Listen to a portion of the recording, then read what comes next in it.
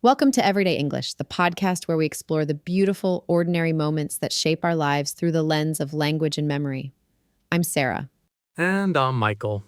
Each week, we dive into different themes that connect us all, sharing stories and reflecting on the experiences that make us who we are. Today, we're taking a nostalgic journey back to our childhood, specifically looking at those pastimes that filled our after school hours and weekends. You know, those activities that weren't just ways to pass time, but became part of our identity. Right, exactly. The things that shaped how we see the world today. Michael, I'm curious about what filled your afternoons when you were, say, 8 or 9 years old. What was calling to you after that final school bell rang? Oh man, skateboarding. Absolutely skateboarding. The moment I got home, I dropped my backpack, grabbed my board, and head straight to the skate park with my brothers and our friends from the neighborhood. Ah, sounds fun. We'd spend hours there, literally until dusk.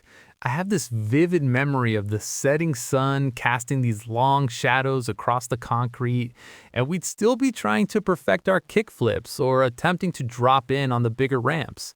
That's beautiful. There's something so poetic about that image. I can almost hear the sound of wheels on concrete just from your description. It must have been great to spend time with your brothers and friends. Yeah, it really was. The skate park became this second home for us. It wasn't just about the tricks, though that was definitely part of it. It was about belonging to something, Having this group of friends who shared the same passion. Right. We'd cheer each other on when someone landed something new, and we'd help each other up when we wiped out. And trust me, there were plenty of wipeouts. My knees were constantly scraped up, but it was like a badge of honor.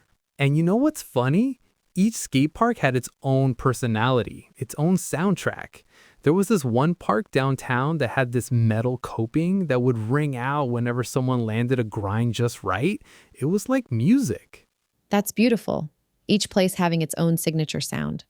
I imagine there were also different characters you'd encounter, different personalities that made each spot unique. Absolutely. There was this older kid, maybe 16 when I was 9, named Tony. Not Tony Hawk, just Tony from our neighborhood. But to us, he was a legend. He could land these impossibly smooth kickflip to grinds, and he always wore this faded Thrasher t-shirt that was practically falling apart. It sounds like Tony really knew how to skateboard. He did. And Tony was so patient with us younger kids. He'd actually take time to break down tricks for us, show us how to position our feet, where to put our weight. I remember this one afternoon when I was getting frustrated trying to drop in on the half type for the first time. It was terrifying. I kept standing at the top, looking down into what felt like this concrete abyss, psyching myself out. Tony comes over and says, "Michael, the half pipe isn't going anywhere, but your fear, that's temporary. Just lean forward and trust your board." And you know what? He was right. Everyone needs a Tony in their childhood, that person who represents what you aspire to become. Exactly. What about you, Sarah? I have a feeling your after-school adventures took you in a completely different direction. Oh, absolutely different, but equally magical in its own way. While you were flying through the air on your skateboard, I was disappearing into other worlds entirely. The public library was my sanctuary. Nice. Every day after school, I'd walk those familiar 3 blocks to the library. I still remember the heavy wooden doors and that distinctive smell of old books and floor polish. It felt like stepping into a cathedral of stories. I can picture that. I'd spend hours wandering through the stacks, running my fingers along the spines of countless volumes. Each book was a doorway to an adventure I hadn't experienced yet. One day, I might be solving mysteries with Nancy Drew.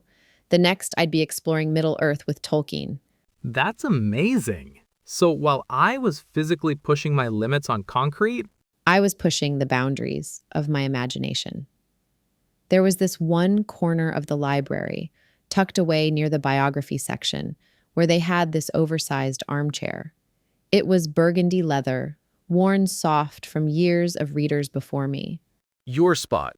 My spot, exactly. I'd curl up there with whatever treasure I'd discovered that day, and time would just disappear. Sometimes Mrs. Patterson, the librarian, would have to gently tap me on the shoulder to let me know they were closing. I love the fact that Mrs. Patterson understood the magic of what was happening in that She really chair. did. Mrs. Patterson was this wonderful woman with silver hair always pinned up in a neat bun, and she wore these half-moon reading glasses that seemed to hold all the wisdom of the books around her.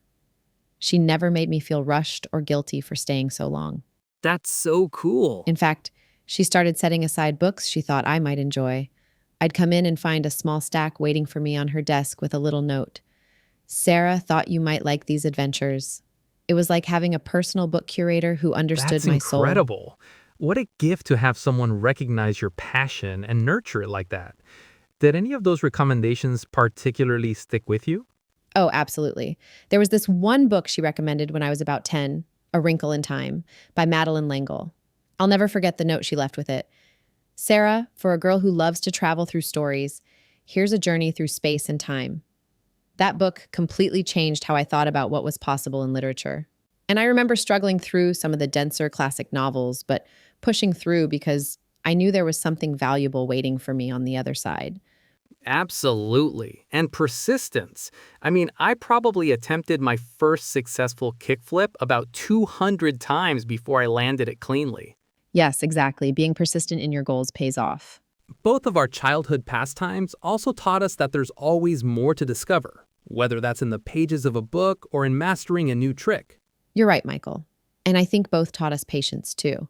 You couldn't rush learning a new skateboarding trick any more than I could rush through a complex novel. Both required dedication and practice. Do you think those childhood pastimes influenced who we became as adults? I mean, I still skateboard occasionally, but more than that, I think it taught me to take calculated risks in other areas of my life. Oh, definitely. Reading taught me empathy, for one thing. When you spend your childhood living in other people's stories, experiencing life through different perspectives, it shapes how you relate to the world. That makes so much sense. And it definitely developed my love for language, which is probably why we're here doing this podcast together. Those vast volumes of books weren't just entertainment. They were like a masterclass in communication, in how words can paint pictures and evoke emotions. I love that. And skateboarding taught me about community, about supporting others while also challenging yourself.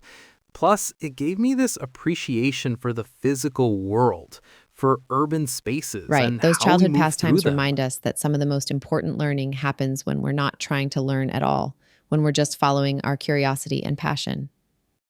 Oh, for It's sure. fascinating how these seemingly simple childhood activities become the foundation for so much of who we are. They weren't just ways to fill time after school, they were shaping our values, our Exactly. And I interests, think our that's ways of seeing the something worth world. remembering as adults. Sometimes we get so focused on productivity and efficiency that we forget the value of those moments of pure engagement, whether that's getting lost in a book or spending hours perfecting something just for the joy of it. Well said. Well said. I think our listeners might be feeling a bit nostalgic right about now, thinking about their own childhood pastimes. I hope so. That's part of what makes these conversations so meaningful. They connect us not just to our own memories, but to this shared human experience of growing up, of discovering who we are through the things we choose to do. Absolutely. Whether you were skateboarding, reading, playing music, drawing, building things, or whatever filled those precious after school hours, those activities were forming the person you are today. I agree, Michael, 100%. We hope this conversation sparked some warm memories of your own childhood pastimes and maybe even inspired you to reconnect with some of those activities that brought you joy. Thank you for joining us on Everyday English. I'm Sarah. And I'm Michael. Thanks for listening, and we'll see you next time.